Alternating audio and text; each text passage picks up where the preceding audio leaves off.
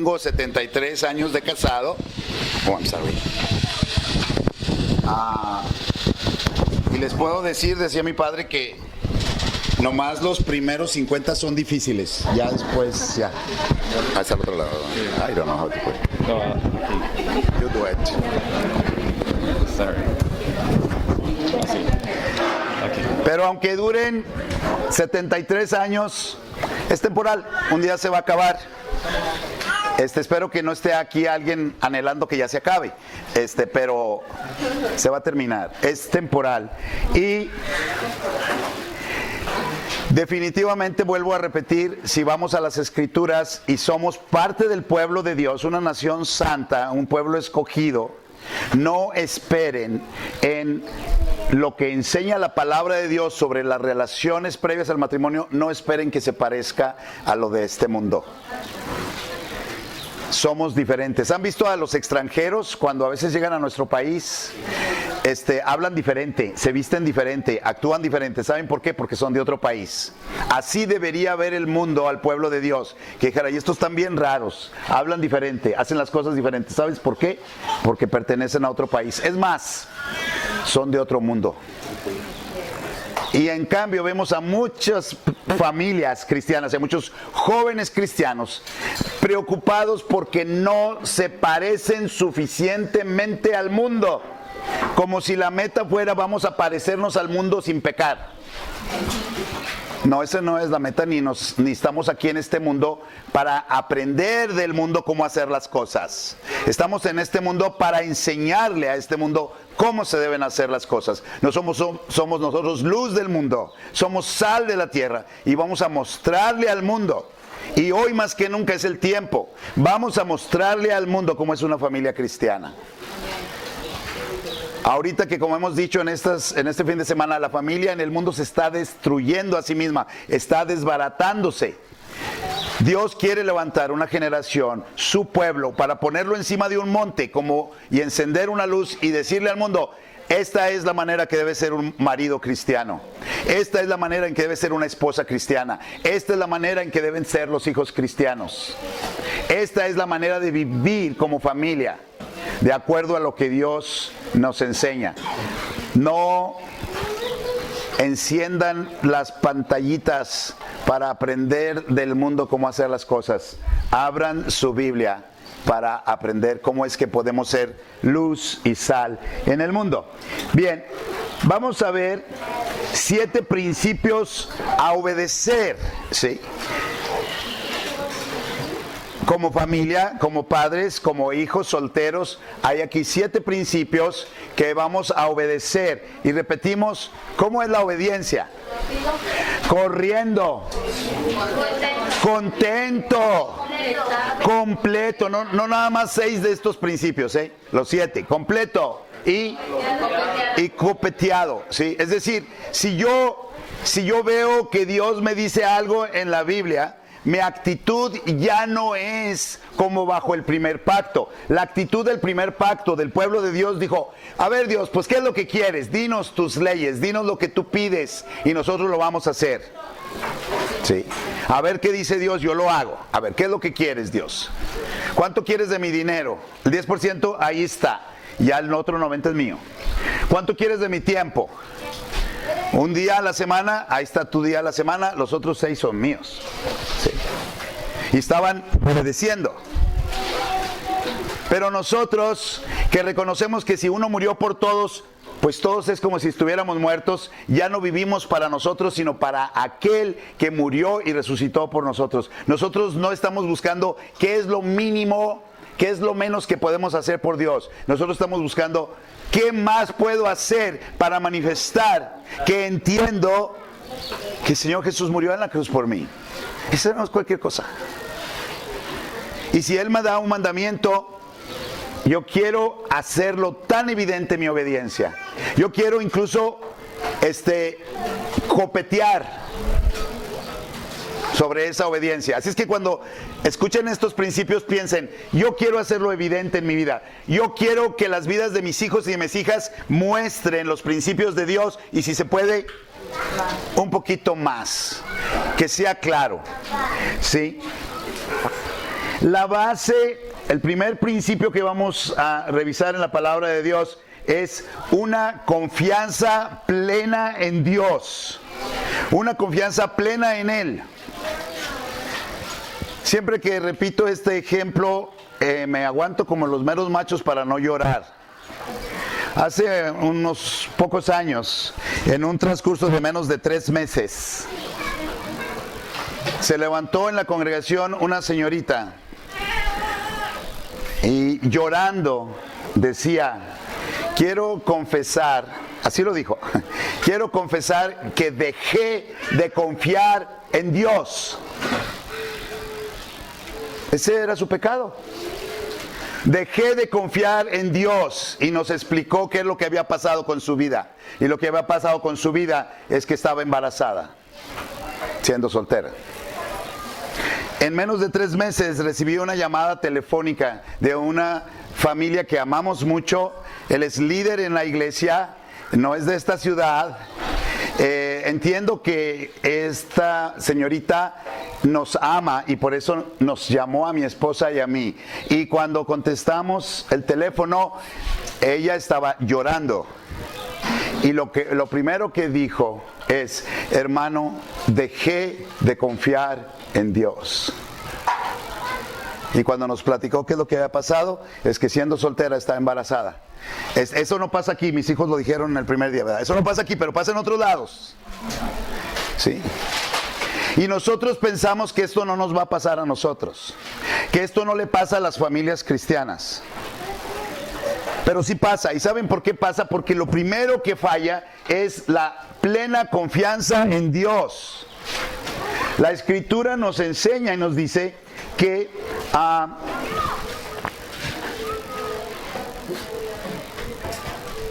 nosotros tenemos un Dios que, aunque está allá en el cielo, Él es todo. ¿No cantamos eso? ¿No es Él todo para nosotros? ¿Podemos confiar en Dios? ¿O será, joven, señorita, que cuando se trata de saberte dirigir hacia un matrimonio cristiano, ese es un asunto de tan poca importancia que a Dios no se ocupa de eso? Y como Dios no se ocupa de eso, entonces tú te tienes que ocupar de eso. Porque en nuestra cultura los papás tampoco se ocupan de eso. Ya hemos sabido de padres cristianos que cuando su hijo o su hija se acercan: papá, mamá, he estado pensando que quizá ya es tiempo de que me case. ¿Y saben cuál es la respuesta algunas veces de los padres cristianos? No, mijita, esa es tu vida, tú sabes. Ojalá que te toque un buen marido, como si fuera ruleta rusa o algo así. No, mijo, no, tú sabes, mijo, yo no me voy a meter en tu vida, ahí tú sabes. Sí. Y entonces el joven y la señorita sienten así: bueno, pues entonces aquí estoy yo solo, yo tengo que hacer mi lucha, porque ni mi papá, ni mi mamá, ni Dios me va a ayudar en la segunda decisión más importante de mi vida. Estoy solo. ¿Será cierto eso? Es la segunda decisión más importante, porque la primera decisión más importante es que tú decidas quién es el Señor Jesucristo para ti. Esa es la más importante. Y trasciende no solamente este mundo, sino hasta la eternidad. Pero la segunda decisión más importante es realmente con quién te vas a casar, cuándo te vas a casar, todo lo que tiene que ver con el matrimonio. Y hay personas que no confían en Dios. No sé qué están pensando, pero creen que Dios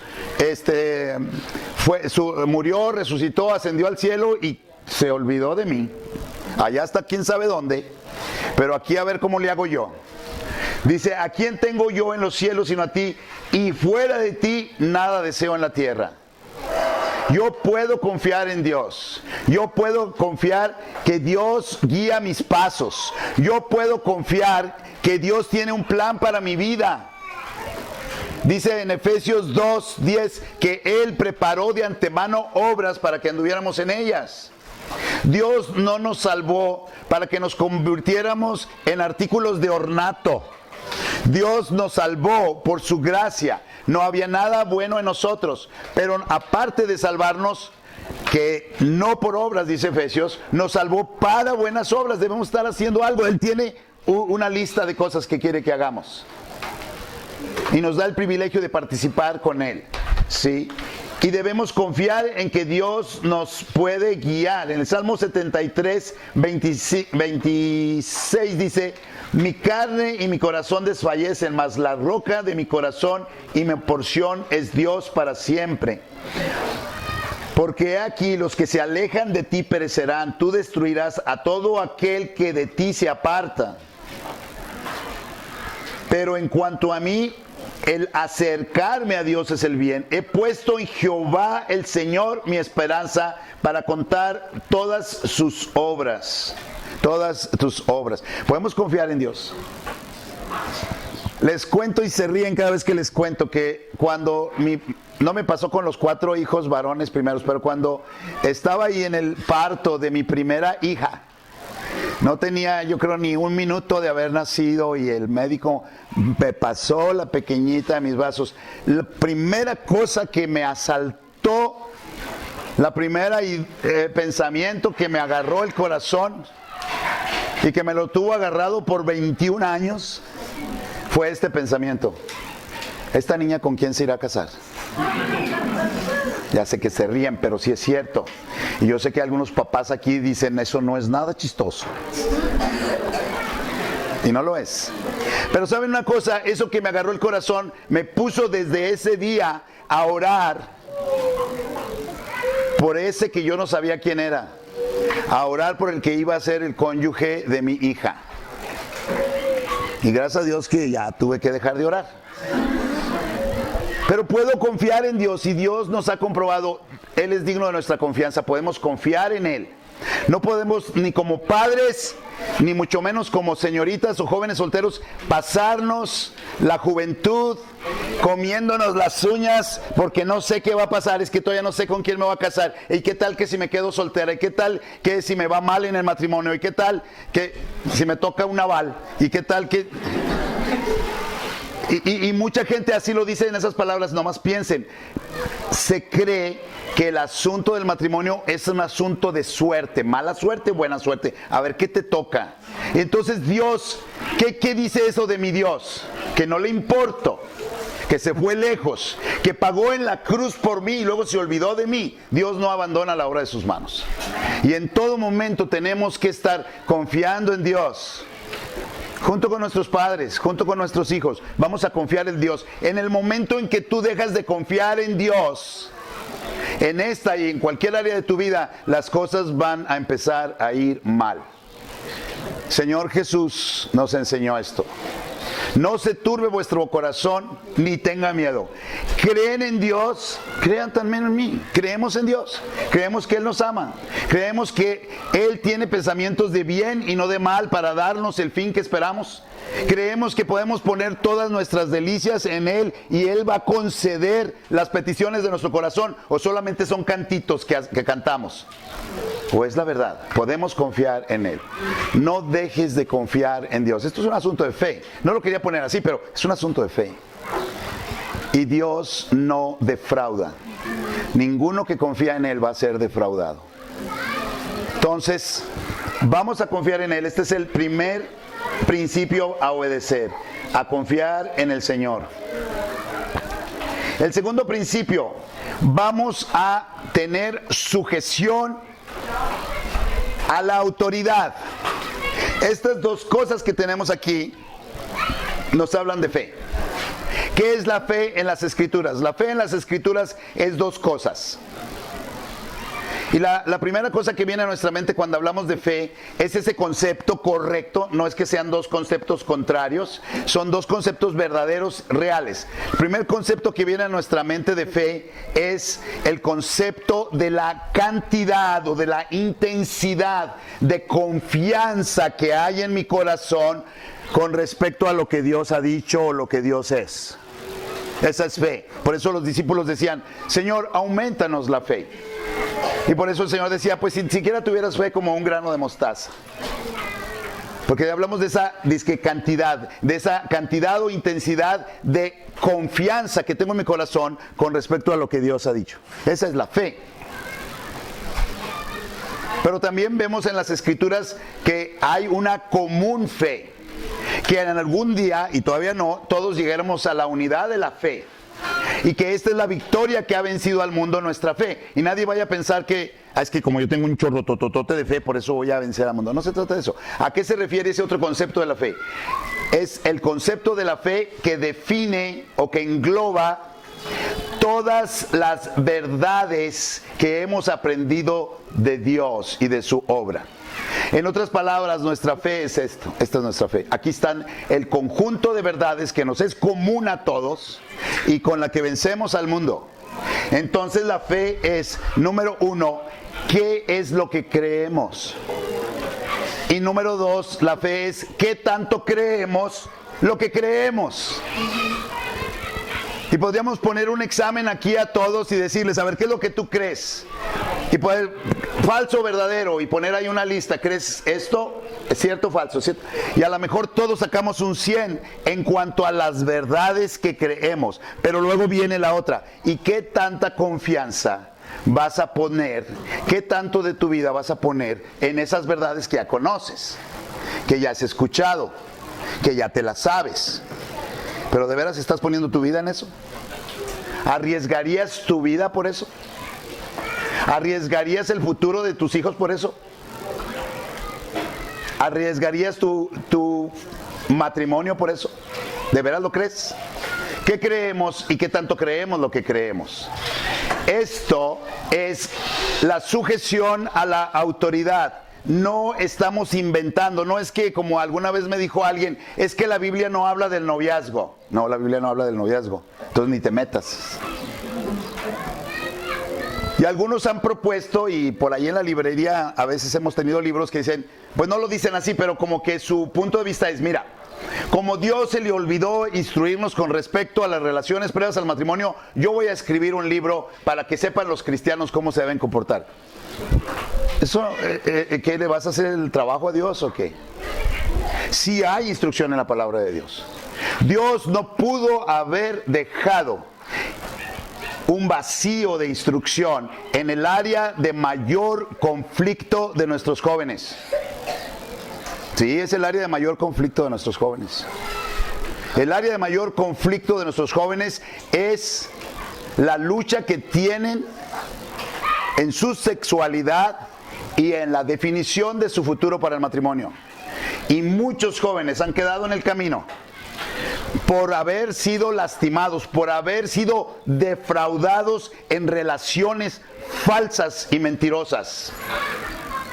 Relaciones que demuestran que la persona no tiene ninguna confianza en Dios y como no sabemos nada de lo que Dios vaya a hacer, yo me la paso a prueba y error. Y en medio de esas pruebas y error me llevo de por medio el corazón roto de muchos muchachos y muchachas, no nada más las muchachas. Pero sí tenemos instrucción, necesitamos saber qué es lo que dice la Biblia y entonces poner nuestra confianza en lo que dice la Biblia. Además, una de las cosas que dice la Biblia a este respecto es que todos debemos estar sujetos unos a otros y particularmente los jóvenes, las señoritas, ya lo hemos dicho aquí, van a estar sujetos a sus padres, van a honrar a sus padres. Es verdad que cuando te casas vas a dejar a tu padre y a tu madre, pero cuando te vas a casar no te has casado. Este pensamiento de que los papás no debemos intervenir en las decisiones previas al matrimonio de nuestros hijos es un pensamiento cultural, no es de la Biblia y ahorita lo vamos a ver.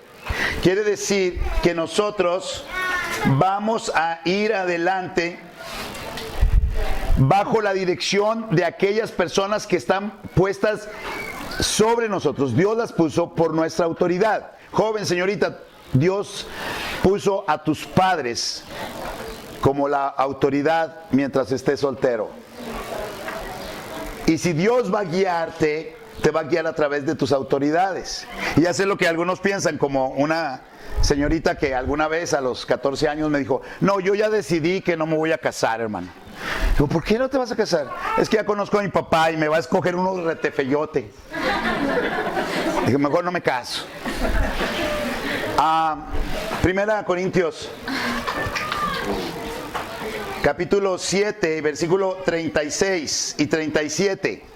Pero si alguno piensa que es impropio para su hija virgen que pase ya de edad y es necesario que así sea, haga lo que quiere, no peca, que se case. Pero el que está firme en su corazón, sin tener necesidad, sino que es dueño de su propia voluntad, y ha resuelto en su corazón guardar a su hija virgen, bien hace. ¿Qué está diciendo aquí la Escritura? Y les voy a decir lo primero, apenas empieza uno a leer estos pasajes y no solamente son jóvenes, es más, les voy a decir, yo creo que son más papás y mamás que empiezan a leer estos versículos y dicen, en su mente inmediatamente, no. Esto es como una costumbre de aquella época. Es que ya ven cómo eran los antiguos reterrarotes, ¿no? Y no, pues ellos así eran, los judíos, nosotros no somos judíos. Aquella gente así era, tenía un patriarcado duro, una dictadura sobre sus propias hijas y hijos, y así eran ellos de ignorantes y retrógradas. Esto nada más es algo para aquellos tiempos, para aquellas gentes, para los judíos o de aquella época. Entonces, ¿sabes lo que estás diciendo? Estás diciendo que el Espíritu de Dios dejó en la palabra eterna de Dios una porción que es obsoleta. De mucho cuidado con ese pensamiento, porque con ese pensamiento yo puedo cerrar mis ojos a muchas enseñanzas que Dios tiene para mi vida. Y al rato todo va a ser obsoleto, como dice el Papa, que la Biblia es obsoleta. No, es que eso es ya muy antiguo. De veras, Dios se habrá equivocado. Esta es la palabra de Dios. Los cielos y la tierra pasarán, pero mis palabras no pasarán. El Espíritu Santo no gastó tinta en vano en ni un solo versículo de la Biblia. Entendemos los contextos, entendemos lo que pasa en algunas historias de la Biblia, pero esas historias también tienen una enseñanza para nosotros. Esto está escrito a la iglesia y está diciendo que los padres son autoridad sobre sus hijos y van a guiar para el mejor bien de sus hijos. Y si a ti, joven o señorita, te da miedo este principio de autoridad, a mí como padre me da terror.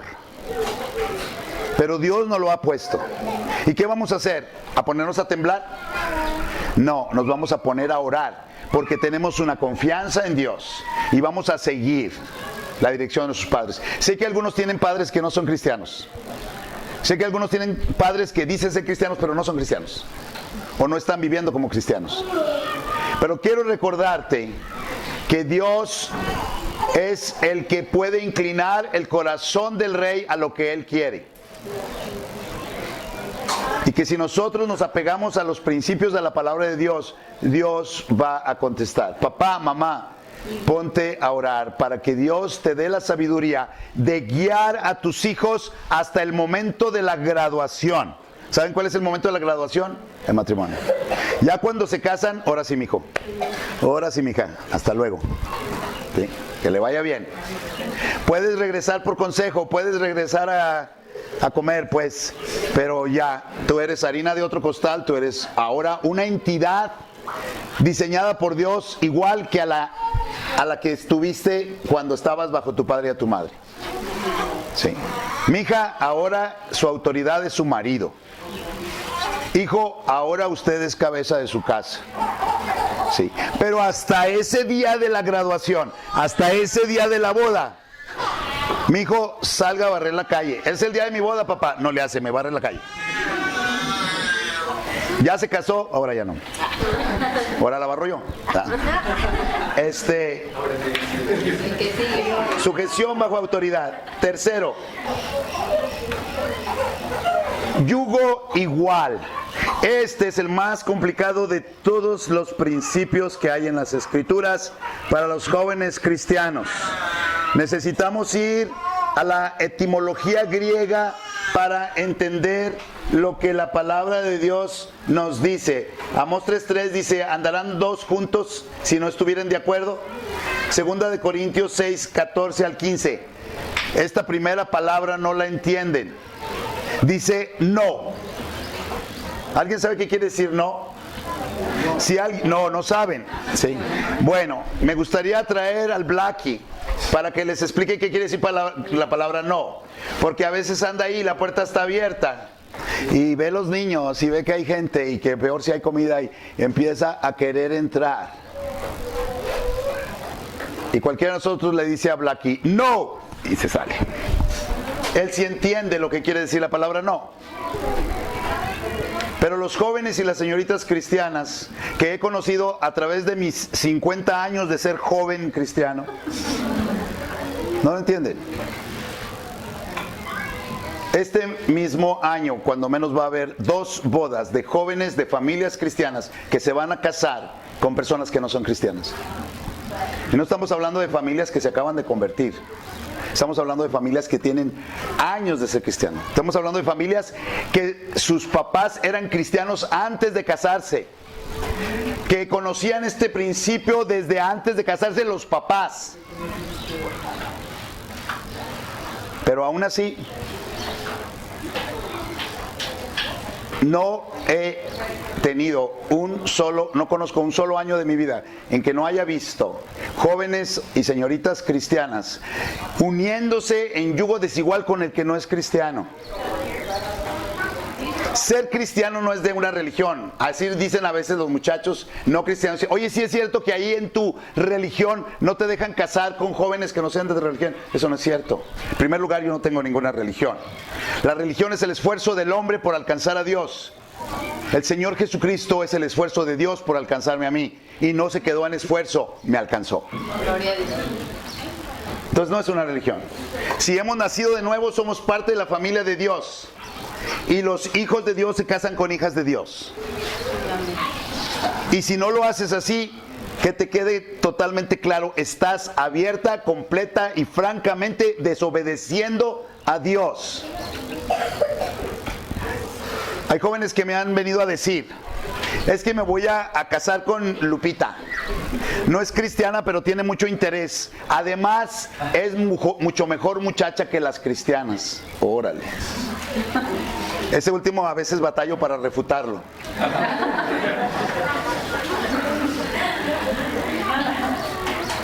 Yo me voy a casar con Gregorio. No es cristiano, pero ya viene a todas las reuniones. Y hasta es mejor muchacho que muchos de los muchachos cristianos. Es probable. Pero ¿sabes una cosa? Una persona que se quebrantó a los pies de la cruz y clamó por poder, recibió el Espíritu de Dios. Y el que tiene el Espíritu de Dios tiene toda la esperanza, no solamente de este mundo, sino de la eternidad. Y una persona, por más moral y recta y buena y amable y simpática que sea, si no tiene el Espíritu de Dios, va en camino directo al infierno. Sus propósitos son diferentes. Su manera de ver el mundo es diferente. Sus planes son diferentes. No van a poder ir 2 juntos si no están de acuerdo. Y lo vemos vez tras vez tras vez. Estos matrimonios terminan destrozados. Sí, hay algunos y también me han argumentado eso. Sí, pero hermano, acuérdese de la hermana Sutana que se casó y estuvo 15 años casada con el hermano que no era cristiano, pero después de 15 años él se convirtió. ¿Así? Y por eso vas a desobedecer a Dios. Ve por favor a preguntarle a la hermana cristiana cómo fue uno de esos 15 años. Un día. Vamos a obedecer a Dios no por las consecuencias, sino porque amamos al Señor. El segundo, ya vamos en el 4º principio. Estamos avanzando a pasos agigantados y apenas voy con la mitad del tiempo. Pureza total. Hemos escogido las palabras así. Dice en la primera carta a los Corintios, capítulo 7 y versículo 2, dice, pero a causa de las fornicaciones, cada uno tenga su propia mujer y cada una tenga su propio marido. Sí.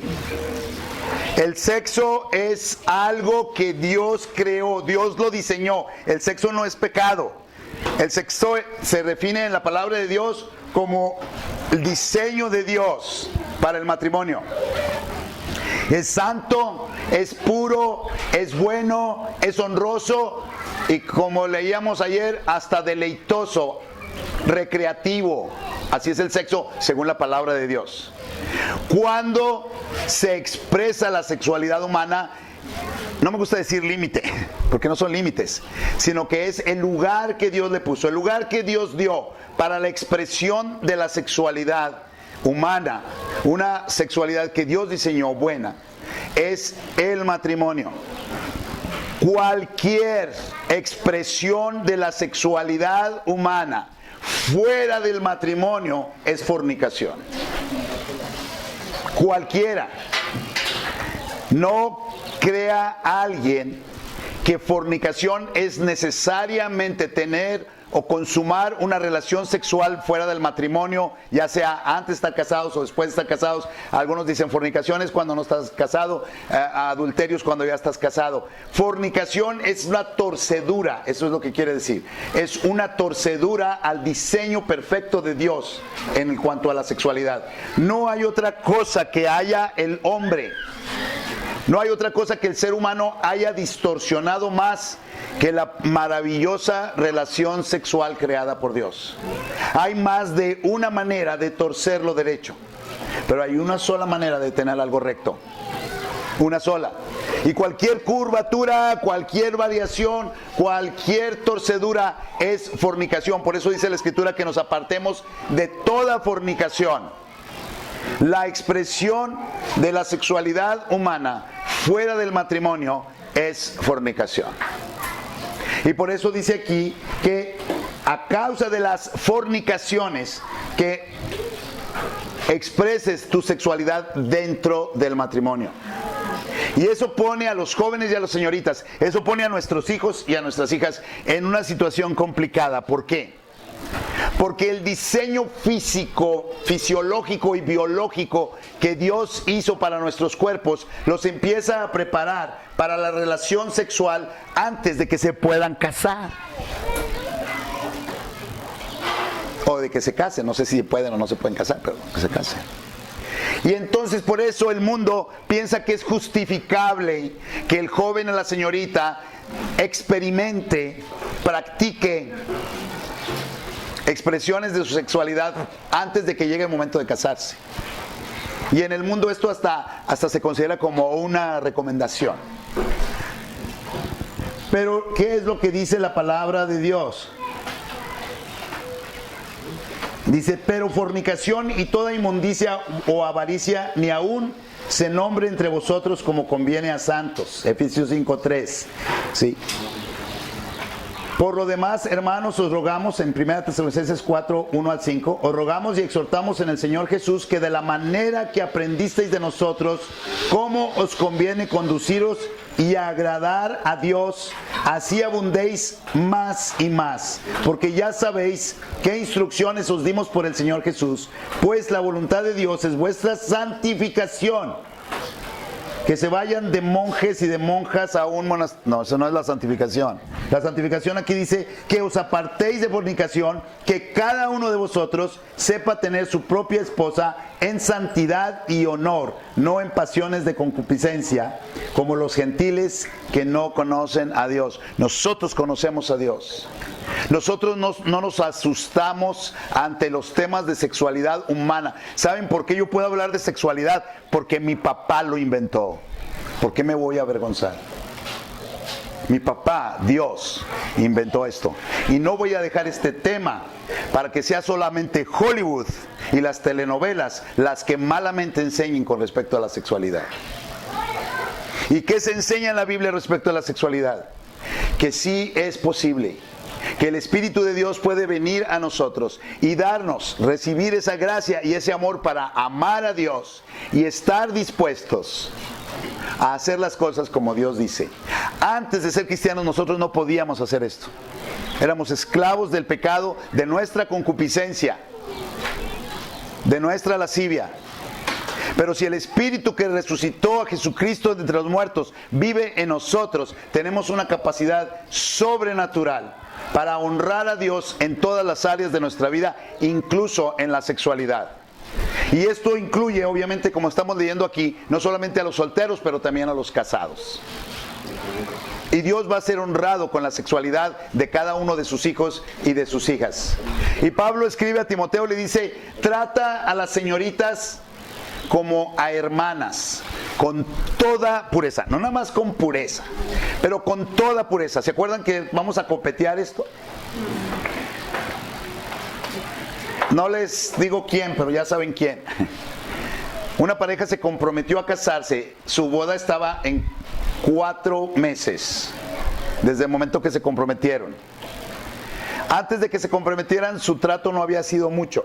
De hecho, se habían visto como hermanos en las actividades de la iglesia. Y cuando ellos se comprometieron, este joven dijo, yo no voy a tocarla en estos 4 meses. Tocarla, estoy hablando de saludarla, no la voy a saludar. De mano no, la voy a saludar con una gran sonrisa. Pero dice, mi compromiso va a ser fuera manos. Oye, ya te vas a casar con ella, hombre. Pues, ay, ¿qué tiene de malo que vayan aquí al Oxxo tomaditos de la mano? No pasa nada, eso no es nada, ¿verdad? O que le pase el brazo por los hombros. Vaya, no, eso no es nada. Sí. O que se despida con un beso en la mejilla. O en las 2 mejillas. En las 2 mejillas y en la frente. Y nosotros decimos, eso no tiene nada de pecaminoso. Y yo les preguntaría, ¿es una expresión de la sexualidad humana? Sí la es. Dios diseñó la reacción fisiológica de la sexualidad para comenzar con este deleite del placer sexual ordenado por Dios a través de la expresión de cariño, de afecto, de contacto físico, que no es como cuando yo voy y le doy un coscorrón a Kenny. Es de cariño, él ya lo sabe, ¿sí? Pero es diferente a cuando el muchacho y la muchacha, hasta ya comprometidos, se tocan, se abrazan. Si es que se van a casar. Este joven dijo, yo quiero copetear esto. Y yo no voy a tocar a mi prometida hasta la noche de bodas. Y hubo creyentes, hasta líderes, que le dijeron, no, hombre, no, eso no es sano. No, ¿cómo? Así esta expresión usaron. ¿Cómo vas a pasar de 0 a 100 en una noche? Será muy complicado. Depende de qué carro traigas. Después de casados, este joven me dijo, jamás me voy a arrepentir de haber pasado de 0 a 100 en una noche. Porque quería honrar el principio de Dios. Pero ¿qué vemos en el mundo? Que es bien común, las muchachas coquetean con los muchachos coquetean con las muchachas, en su manera de hablar, en su manera de tratarse, en su manera de vestirse. Pretenden despertar el instinto sexual que Dios creó. Cuando se usa ropa ajustada, escasa o transparente, porque es la moda del mundo. Estamos jugando con un juego, sí es un juego, estamos jugando con un juego que Dios diseñó, pero lo diseñó para jugarse detrás de la alcoba matrimonial, no en público, y mucho menos con aquellos que no son tu cónyuge. Con toda pureza, es un principio. ¿Está complicado? No, qué bueno. Mayordomía. ¿Y a qué nos referimos con esto? Es una mayordomía escalada. A ver, alguien que fuerte nos pueda leer 1 de Samuel 17 al 20 y luego el 34 y luego el 35. 1 de Samuel, este es el ejemplo de David. A ver si alguien lo encuentra rápido, yo no lo tengo aquí en la pantalla, pero si alguien lo puede encontrar. 1 de Samuel 17, del 17 al 20 y luego después 34 y 35. Fuertote porque no tenemos micrófono. Y rápido. Se levantó pues David de mañana y dejando las ovejas al cuidado de un guarda, se fue con su carga como Isaí le había mandado y llegó al campamento. Y cuando el ejército salía en orden de la batalla y daba el grito de combate, y si pusiera en orden la batalla de Israel y los filisteos, ejército frente a ejército. ¿Hasta cuál? Hasta el 20. Ah, ya. ¿Y el 34? Dice, David respondió a Saúl, tu siervo era pastor de las ovejas de tu padre, y cuando venía un león o un oso y tomaba algún cordero de la manada, salía yo tras él y lo hería, y lo libraba de su boca, y si le levantaba contra mí, yo le echaba mano de la quijada y no lo hería, y lo hería y lo mataba. Repasamos hace rato Efesios 2:10, que dice que Dios ha preparado de antemano obras para que andemos en ellas. Somos sirvientes del Señor Jesucristo, somos esclavos de Jesucristo, dice Pablo, somos soldados de Jesucristo. Y cuando Dios nos toma, nos va llevando y nos va dando responsabilidades, obras para que andemos en ellas, trabajos para que andemos en ellas. No leemos que David haya ido con Saúl y haya dicho, Señor, yo vengo aquí, bueno, ya platiqué allá afuera con su hija, ¿verdad? Y queremos casarnos. No llegó ahí diciendo, mire, usted no sabe, pero Dios ya me dijo que mejor hágase a un lado porque yo soy rey.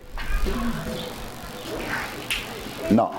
¿Cómo empezó David? David empezó con una de las tareas más sencillas, hasta cierto punto, lo que se le daba de trabajo a los muchachitos y a las muchachitas en la familia. Muchachitas, Raquel era pastora, ¿verdad? No de congregación ni nada de eso, era pastora de ovejitas. Y David también, ¿se acuerdan cuando Samuel fue a ungir a uno de los hijos de Isaí como rey? Y vino el primero así, grandote, guapo y todo, y Dios le dijo, no veas su apariencia porque yo lo desecho. Tú ves lo que se ve con los ojos, pero yo veo el corazón. Y vino uno, y vino otro, y vino otro, y entonces dijo el papá, pues ya te los acabo, ya, no, ya son todos mis hijos. No, pues si Dios me dijo que de aquí de tus hijos, no, pues ya no hay hijos. Ah, el pastorcillo de ovejas, así era ser pastor. Para los que se creen mucho porque son pastores, eso era ser pastor. Y Dios le dijo a David, te llamé de detrás de las ovejas. ¿Qué está primero? Las ovejas. Y atrás el pastor. ¿Sí? Y de allá de detrás de las ovejas te llamé. Y cuando David va con Saúl, le dice, yo soy pastor de ovejas. ¿Había hecho bien su trabajo David como pastor de ovejas o había sido así de los que, ay, que sigan por ahí pastando, yo acá me voy a echar una siesta? ¿Había sido un buen pastor de ovejas? Sí. Sí. Y después de ser pastor de ovejas, de repente sube de categoría y ahora es soldado. Un soldado que ni siquiera puede ponerse la armadura de Saúl. Ahora, como soldado, ¿fue un buen soldado? Sí. Mató a sus 10,000, ¿verdad? Decíamos. Y luego Dios lo llamó para ser rey. Y yo me pregunto, ¿por qué hay señoritas cristianas que no han aprendido a ser hijas obedientes a su padre, pero hay a quienes ser esposas? Me pregunto por qué jóvenes cristianos no han aprendido a obedecer, pero ya quieren mandar. Y lo peor con respecto a esta mayordomía escalada es que si no entendemos que Dios nos da, como dice la Escritura, Lucas 16:10, el que es fiel en lo muy poco, también en lo más es fiel, y el que en lo muy poco es injusto, también en lo más es injusto. Un día Dios te va a subir de categoría y de ser hija vas a ser esposa y madre.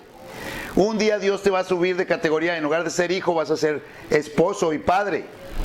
Pero me pregunto si ya hiciste las obras que Dios preparó de antemano para que andes en ella ahorita, o te la pasas tirado en el sofá preocupado o preocupada pensando, bueno, pero realmente yo con quién me iré a casar. Cuando hay muchas cosas que hacer. Hoy no te vas a casar, ni mañana. Si tienes 15 años, van a pasar años antes de que te cases, pero estás desperdiciando tu vida, estás dejando pasar las oportunidades que Dios tiene para tu vida hoy por estar pensando en un mañana, que todavía no es el tiempo. Y entonces no eres fiel en lo que tienes ahorita. Y si no eres fiel en lo que tienes ahorita, entonces, ¿por qué te quieres graduar? ¿Quieres estar en profesional y no has pasado la primaria? Y es un principio de Dios. Yo aquí hoy voy a hacer lo que tengo que hacer hoy. Y cuando yo puedo confiar en Dios, cuando sea el tiempo, Dios va a traer lo que sigue. David disfrutaba ser pastor de ovejas, tocaba música mientras era pastor de ovejas, compuso salmos mientras era pastor de ovejas. Si se venía un león o un oso, él daba cuenta de eso. Sí. Él hizo lo que tenía que hacer como soldado del ejército de Dios. Y se indignó por lo que Goliat estaba diciendo. Este no sabe ni en dónde se metió. Él va a morir porque se puso contra Dios. Y hizo lo que tenía que hacer en ese momento. Hasta después fue rey. Pero Dios ha preparado para nosotros cosas. Así es que si ahorita eres hijo o si ahorita eres hija, entonces dedícate a hacer hoy lo que tienes que hacer y no estés preocupándote ni soñando con algo que no tienes ahorita y que probablemente se tarde mucho para llegar. Cuando Elías llamó a Eliseo, ¿qué estaba haciendo Eliseo? Eliseo era niño rico, era un joven de una familia rica, porque solamente una familia rica pudo haber pasado una sequía tan tremenda y haber conservado yuntas de bueyes. ¿Y qué estaba haciendo Eliseo cuando lo llamó Elías? Tirado en la hamaca pensando, oye, ¿y si yo algún día me convierto en un profeta bien famoso? ¿Y qué padre va a ser hablarle a la gente? ¿Qué estaba haciendo Eliseo? Arando el campo de su papá, porque era hijo. Pero tenían muchos siervos. Sí, pero él como hijo tenía que trabajar con su papá. No andaba con que, pero es que la muchacha de al lado. No.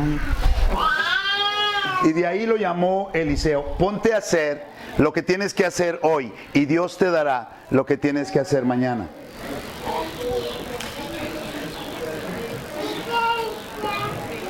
Tiempo perfecto. El tiempo perfecto. Y tiene que ver con lo que decíamos hace un rato. De hecho, todos los principios están encadenados. Pero vas a reconocer el tiempo de Dios. Dice la Escritura que Dios todo lo hizo hermoso en su tiempo. Muchos quieren escribir su propia historia de amor. Te recomiendo que dejes esa pluma en las manos de Dios para que Dios la escriba. Dicen algunos, entonces no voy a hacer nada. Sí, sí vas a hacer, pero cuando sea el tiempo. No creas que no, pues es que Dios va a hacer todo, yo confío en Dios. No, cuando llegue el tiempo vas a tener muchas cosas que hacer, pero cuando llegue el tiempo. Mientras no llegue el tiempo, no te adelantes ni te atrases. Dice la palabra de Dios que el hombre tampoco conoce su tiempo, como los peces que son presos en la mala red y como las aves que se enredan en lazo, así son enlazados los hijos de los hombres en el tiempo malo, cuando cae de repente sobre ellos. Dios ha hecho todas las cosas hermosas de su tiempo y es tan difícil para nosotros reconocer los tiempos. Muchas veces hemos dicho esto a los jóvenes, a las señoritas, papás, esto les hemos dicho a sus hijos y a sus hijas. Es más crítico reconocer el tiempo que reconocer con quién. Porque si confiamos en Dios, cuando sea el tiempo correcto, vamos a conocer la persona correcta. Pero los que se apresuran, los que van adelante porque dejan de confiar en Dios y dicen, no, yo tengo que hacer mi propia lucha porque se me hace que Dios no va a hacer nada. Y a los 15, 16, 17 años, yo no tengo una edad para cuando se tengan que casar. Pero sí cuestiono mucho que alguien a los 15 años se vaya a casar. Porque ni siquiera se ha alcanzado una madurez física siquiera. Cuando llega el tiempo correcto, si seguimos confiando en Él, si esperamos en Dios, entonces va a ser más fácil reconocer. ¿Qué significa? ¿Qué dice de Dios? Y no quisiera poner ningún nombre a la relación, por eso digo, ¿qué habla de Dios el hecho que un hijo de Dios se inmiscuya en relaciones piloto, en relaciones a prueba y error? que empiezan desde la primaria.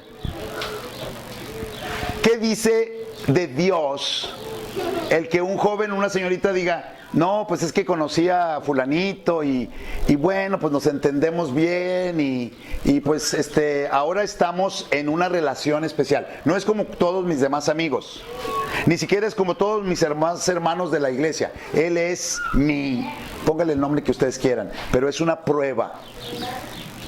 Es una experiencia piloto para ver si funciona.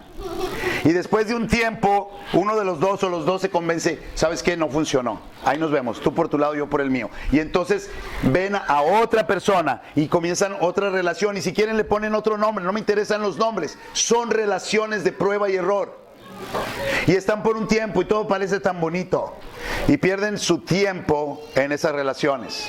Involucran sus emociones. Y cuando llega el momento en que alguien dice, no, sabes que esto no va a funcionar, tú por tu lado y yo por el mío, se lastiman las emociones, el corazón. Pero no importa, no te preocupes, todavía hay más con quien experimentar. Vamos ahora a darle otro nombre a esta relación, pero es una relación de prueba y error. Y vamos a ver si funciona. Y tenemos padres cristianos que animan a sus hijos y a sus hijas a que entren en este tipo de relaciones piloto, a prueba y error. Son este tipo de relaciones piloto las que promueven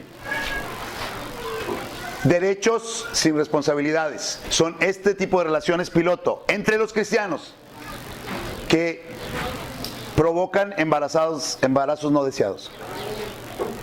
Ah, no, pero nosotros no hemos caído en eso. Nosotros no somos cristianos y tenemos noviazgos cristianos. Pero son todavía experiencias a prueba y error. Yo repito y pregunto, ¿qué dice de Dios? ¿Qué clase de Dios tiene la señorita que requiere de 1, de 2, de 3, de 4, de 5, de 10 relaciones de prueba y error? ¿Qué dice de su Dios esas relaciones? ¿Qué dice de su Dios el joven que anda como mariposita de flor en flor, probando aquí y acá y allá y allá? ¿Qué dice de Dios? ¿Saben para mí qué dice de Dios? Tienes un Dios que no se ocupa de tu vida en esta área. Tienes un Dios que no le importas. Tienes un Dios que no te puede guiar. Por eso tú tienes que buscar. ¿Sí? A mí no me gusta seguir recetas cuando cocino. Y por eso a veces las cosas no salen bien. Hago las cosas a prueba y error. Digo, ¿y qué tal que le ponemos? Y luego sale mal. ¿Y qué dice eso de los libros de recetas que tiene mi esposa ahí? Pues para mí eso dice que esos libros nos sirven porque yo puedo inventar, porque yo puedo experimentar, porque yo puedo agregar o quitar. ¿Qué dice de tu Biblia cuando en un área tan importante de tu vida tú te pones a experimentar? Que no sirve. Tú puedes buscar a ver qué pasa, ¿no? Como si no supieras qué es lo que puede pasar. ¿Puede Dios guiarme al tiempo correcto? Sí. ¿Puede Dios guiarme bajo la autoridad de mis padres, de los hermanos en la congregación que toman responsabilidad por la iglesia? ¿Puede Dios guiarme a través de ellos? Sí. Y hay poquitos, pero sí hay matrimonios el día de Dios de hoy que pueden levantar la mano y decir, Dios me guió a mi esposo, Dios me guió a mi esposa. Y esto no es para que aquellos que se convirtieron después de casados digan, ah, pues con razón es que me casé con la que no era. Lo siento. Y ya es tu esposa, ya es tu esposo. ¿Sí? Él ya es tu esposo, ella ya es tu esposa y ahora vas a tomar la palabra de Dios para hacer lo que tienes que hacer con tu esposo o con tu esposa. Finalmente, wow. El último principio, y eso habla más del matrimonio, pero tiene que ver con el concepto de las relaciones previas al matrimonio. ¿Hacia dónde vamos? ¿Hacia dónde vamos? Vamos hacia una relación que Dios diseñó y que Dios la diseñó para toda nuestra vida en este planeta. Es temporal, pero mientras vivamos en este mundo, esa relación es permanente. ¿Sí? Dice ahí en Malaquías 2, del 14 al 16, más diréis, ¿por qué? Porque Jehová ha atestiguado entre ti y la mujer de tu juventud, contra la cual has sido desleal, siendo ella tu compañera y la mujer de tu pacto. Dice versículo 16, porque Jehová Dios de Israel ha dicho que Él aborrece el repudio y al que cubre de iniquidad su vestido, dijo Jehová de los ejércitos. Guardaos pues en vuestro espíritu y no seáis desleales. El matrimonio es un pacto, no es un contrato. Y es una relación de lealtad de por vida. La primera lealtad que nosotros tenemos desde que nacemos es la lealtad a nuestros padres, algo que se ha destruido, se ha corroído. Pero la primera lealtad de un ser humano es hacia su papá y hacia su mamá. Pero llega el momento en que esa primera lealtad va a pasar a segundo término, porque cuando se casa, su primera lealtad es a su cónyuge. Y el esposo es leal a su esposa en su fidelidad sexual, en su amistad, en su relación personal. Lo que decía hace rato Omar, la esposa no va a andar hablando mal del marido. Somos amigos, somos los amigos más íntimos que hay. Y somos leales, estamos en el mismo equipo. Indios contra indios no se vale. Somos leales y esa lealtad es para toda la vida. El Señor Jesús enseñó a sus discípulos que vuestro sí sea sí y vuestro no sea no. No es hoy sí y mañana no. No es como en las relaciones a prueba y error previas que preparan a los jóvenes para el divorcio, porque se la pasaron siendo solteros. Oye, ¿qué te parece que si tú y yo y tú? Y luego no funcionó, vete por tu lado. Y luego otra vez, ¿qué tal que tú y yo sí? Pero siempre no, vete por tu lado. Y luego se casan y dicen, oye, esto no está funcionando, vete tú por tu lado. No, eso no es lo que enseña la palabra de Dios. El que aún, dice el salmista, ¿quién va a estar en la presencia de Dios? El que aún jurando en daño suyo, no por eso cambia. Sí. Eso entendieron los discípulos en Mateo 19, cuando dijeron, si esa es la condición del hombre, no conviene casarse. No estaban diciendo que no era conveniente el matrimonio, es que habían entendido perfectamente una cosa: te metes y ya no te vas a salir. Es lealtad de por vida, es amor de por vida. ¿Qué vamos a hacer, jóvenes, señoritas, papás, mamás? Vamos a confiar en Dios. Y cuando llegue el tiempo, serán estos jóvenes varones a los que Dios llevará a tomar la iniciativa para hablar con sus padres, con su padre o con sus líderes espirituales y decir, creo que es el tiempo de que yo me case, creo que es el tiempo que yo le sirva a Dios. Ya le serví y le serví bien. No anduve tonteando, ya le serví y le serví bien soltero, ahora voy a servirle casado. Escucha el consejo de tu padre. No hay mejores personas en el mundo para identificar si ya es el tiempo o no es el tiempo que tus padres y las autoridades que Dios ha puesto sobre ti. Y ve con ellos y pídeles que sean tus compañeros de oración. Y cuando Dios va confirmando y guiando a esto, no hables con la muchacha. Ese no es el negocio.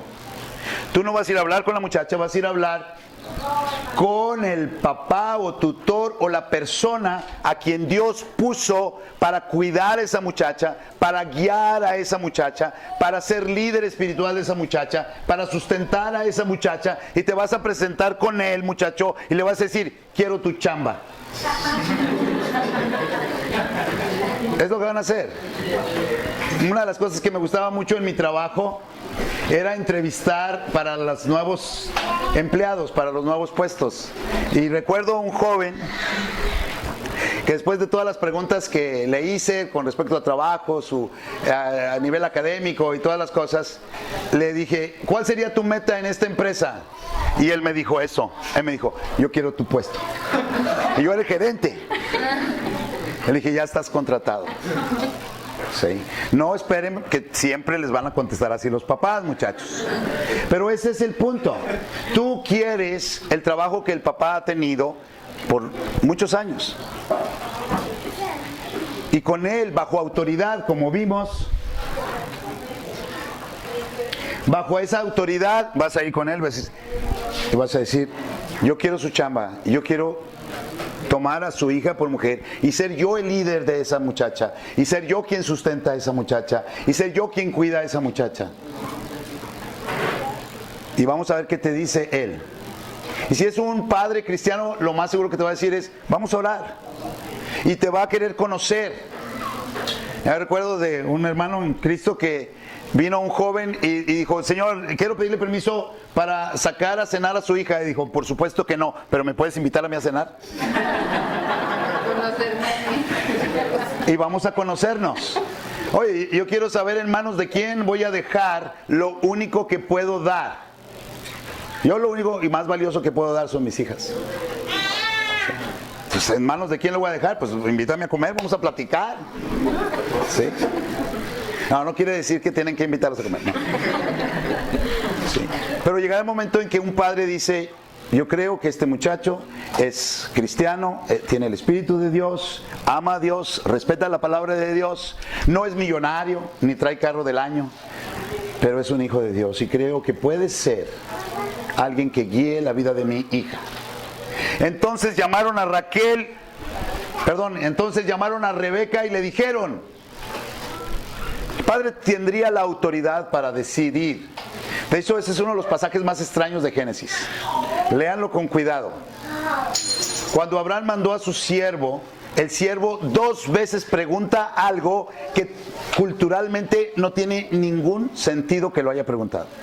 2 veces en el capítulo anterior, el sirviente le pregunta a Abraham algo que culturalmente no tenía absolutamente ningún sentido. ¿Por qué lo preguntó? Porque tiene una enseñanza para nosotros. Dijo, ¿y si la doncella no quiere? En aquel tiempo, que la doncella quisiera o no quisiera, no tenía ninguna importancia. Pero el sirviente dijo, ¿qué tal que no quiere?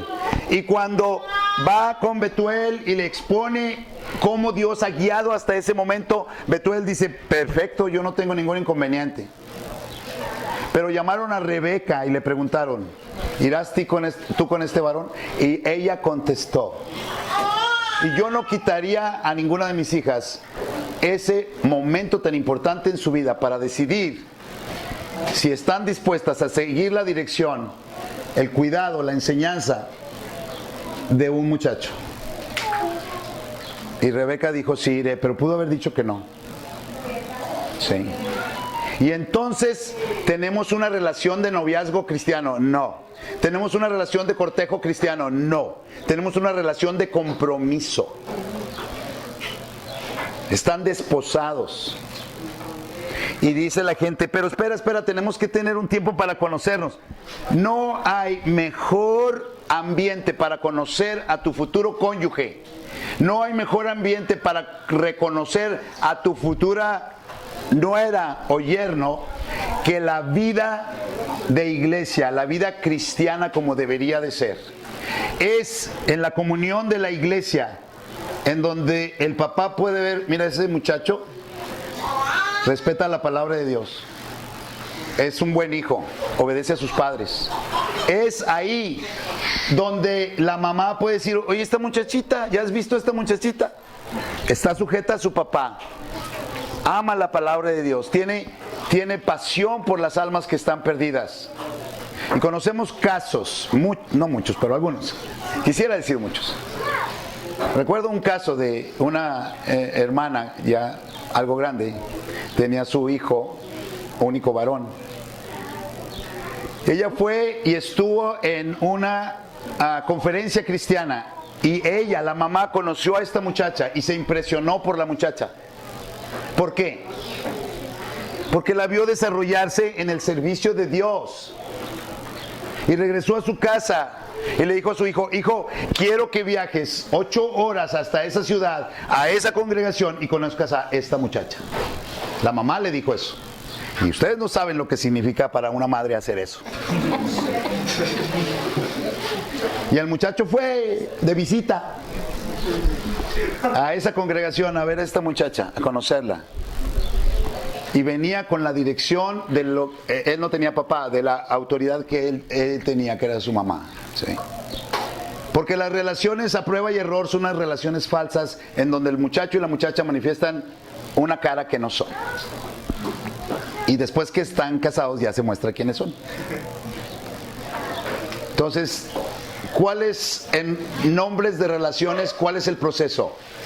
Somos incrédulos, perdidos, camino al infierno, y de eso pasamos a ser hijos de Dios cuando nos convertimos, cuando recibimos al Señor. Y como hijos de Dios somos hermanos y hermanas. En la relación de la hermandad es donde podemos conocernos.